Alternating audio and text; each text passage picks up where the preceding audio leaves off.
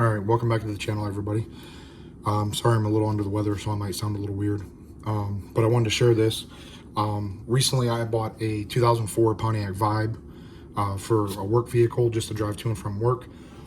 I did notice that there was a noise when you went to accelerate around 1100 RPMs. Searched on the internet.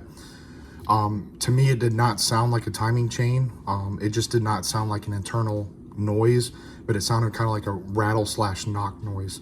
And I came across some Toyota dealerships and technicians that said that they have only seen a handful of timing chain issues on the 1ZZ FE engine, which is in the Pontiac Vibe or the Matrix or the Corolla. A lot of people did say that there was an issue with the tensioner. So I replaced the tensioner, cheap off-brand, just to try it. And like I said, it's just a work vehicle. So I wasn't really too concerned about it if it was just making noise. But it just kind of sounded like the car was gonna fall apart at cold starts in the morning. So I replaced the tensioner once with a off-brand from Amazon. I think it was $25. And then it started up, maybe ran twice, and then it started making the same noise. Thinking that maybe it was just the tensioner because it was a cheap tensioner, I figured I would damage that one out, get a new one from Amazon. So I just replaced it. This is the one. This is the original Amazon one from it. So, and it just sounded like something was rattling with this tensioner. It's not a normal tensioner. It has like this, I would assume there's a piston and a spring of some sorts in here. But it's not a normal spring tensioner that you would see like on a front engine vehicle or an engine that faces frontwards. So anyways, when I looked at it, and it looked like this piston was actually vibrating a lot when I would rev the engine from the engine bay. And you can actually see this tensioner has only been on the car for a couple hundred miles, and you can actually see this is not worn out or anything, but you can actually see this piston can move back and forth. So the bolt's tight, or it's only hand tight, but it's tight, it's bottomed out, so there's not going to be any movement. But you can still see how much movement there is. And the same thing when you mount it to the stud on the motor, the same thing up here, this moves also. You can actually see the bushing moving inside there. So I started thinking that was probably the cause of this, because like I said, it sounded like a rattle, metal on metal contact, but it didn't sound internal. So I came up with a solution. It seems to have worked at the moment. So what you do is, when you have your tensioner, if you pull your old one off, if you don't suspect it being bad, pull that bolt off. It's a 9/16 or a 14, however you want to do it. And then you can actually see, and get some good light there, you can actually see where the bushing, the metal bushing has a space in between it and the plastic bushing. This is a one-directional little shock absorber, but they use the exact same bushings on each end. So I just figured there was too much play. I mean, you got two bushings like that with that much play, of course it's going to rattle at some point. So what I did is I scoured through my zip ties, and I found a zip tie. This is a 10 millimeter. So just to give you guys a little bit of a reference of how big the zip tie is.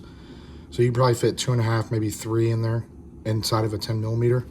You can obviously, it's just a zip tie, so you can trim it. And inside here is plastic also. So, and all I really did was I just cut a piece, and you'll have to trim it. But what you'll do is tuck it in there.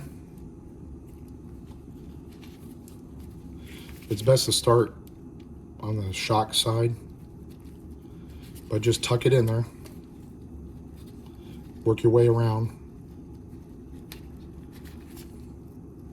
And you'll see I've got a little bit of a gap. So what I would do is I would cut this a little bit longer. I would cut it too long if I were you. Cut it too long, and then once you start getting it shoved in there right at the end, then you can get your snippers your side cutters or whatnot, and just snip off the very end and then shove it in there. You can use some pliers to kind of clamp down and press it in, the zip tie. But once you do that, you can even see this is only probably 3/4 of the zip tie in there. There's a gap still, but you can see there's not that much room not much movement compared to this one. So what I'll do, I'll show you really quick again. So I'll cut this one long. And like I said, just start, you're going in between the metal bushing and the plastic bushing. So just start shoving it in there. Work your way around.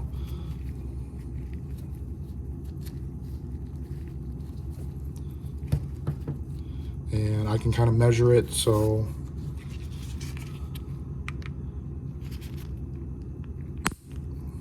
cut that little bit off. And then shove it in there, and then right there's only maybe not even a 1/16 of an inch between the two ends. So that should be okay. You got plenty of zip ties, so if you want to keep trying it, I only use one zip tie for the one that's on the car and to demonstrate it. But you can see there's no movement now. And this is in line when it's bolted to the engine. This is in line, and this is just to control the movement up and down of the belt. So this just goes on up and down. It has no reason to go back and forth like this.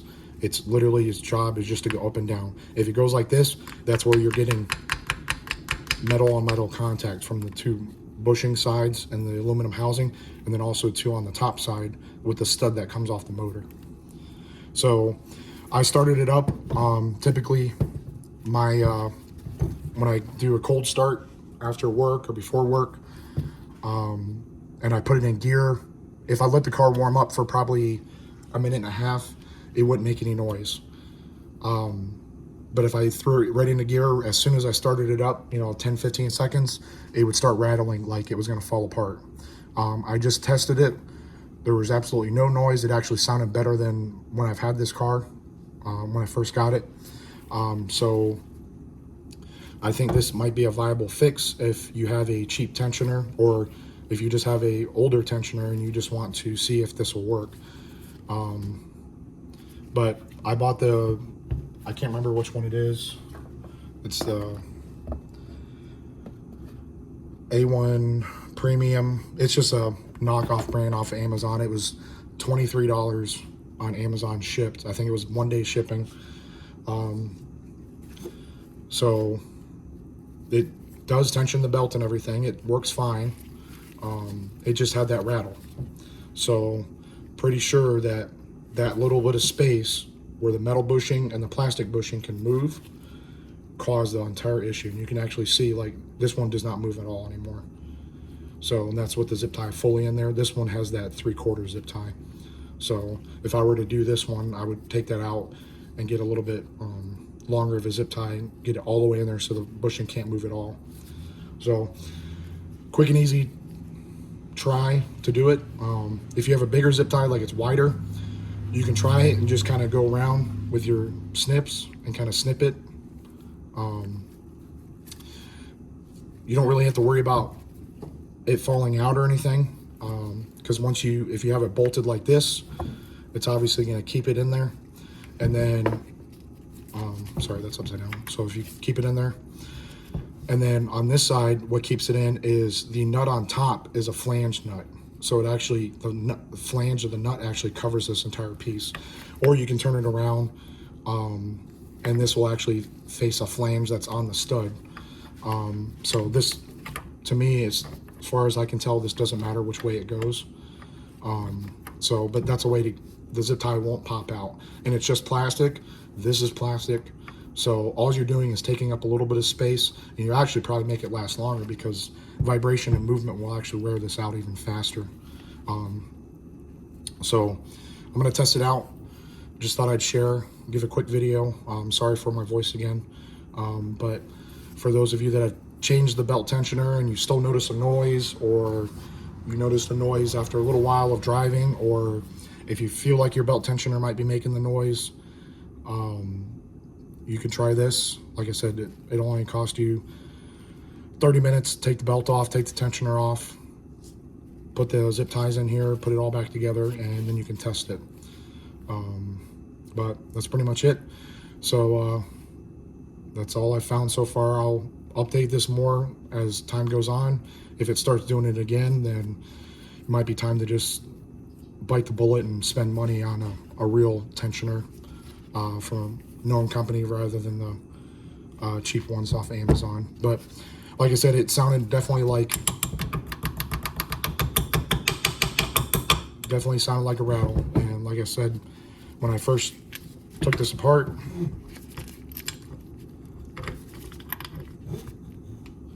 you could see at the beginning of the video on how much movement there was. So that's hand tight, it's bottomed out. So I mean, yeah, you can tighten it a little bit, but that is only going to cause problems. And you got to think, if the engine's running at 1100 RPMs, vibrations and stuff like that, it's going to make a hell of a noise. And then you got both of the studs doing that. So this is literally just sitting there bouncing between the two studs. So just try it out. This one's still moving a little bit because I don't have it fully tightened down. It's just bottomed out. But then also remember, this is the 3/4 one, so that one still had slight of movement. This one doesn't have that much movement. So I would recommend doing both ends. That way it doesn't move at all, vibrate at all on either end, and it'll hold it nice and tight. We can do this really quick just to kind of show the difference. That was with the 3/4 side.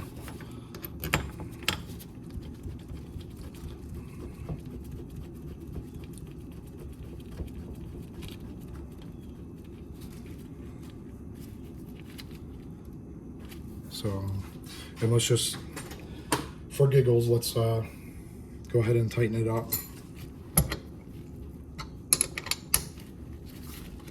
Just for the naysayers. So that's pretty tight, pretty snug. And look, that does not move anywhere. And like I said, I don't see any reason why this shock, its job is to tension up and down. So any movement side to side, because when this is bolted against the block, this is a machine surface on the block. So when you bolt this, this is a flat surface, so this doesn't wobble. There's no reason for this little shock to wobble either, because this isn't wobbling. The stud that this mounts to is on the cylinder head, that doesn't wobble. So there's no reason for this to wobble at all. So like I said, just try that and you can see that it does work. Like I said, this other end is the one with the 3/4 zip tie, where it's only 3/4 in the hole. So just fill the hole, the gap in between the metal bushing and the plastic bushing with the zip tie. Obviously, if it's too thin of a zip tie, try to get a little bit thicker one where it's a little hard to get in there and shove in there. Might have to use some pliers to kind of squish it in or press it in. But what you want to do is take up that gap, so that way it does not move. But so, all right, well, thank you. Leave comments, questions, anything like that, and I'll be sure to answer them. Thank you.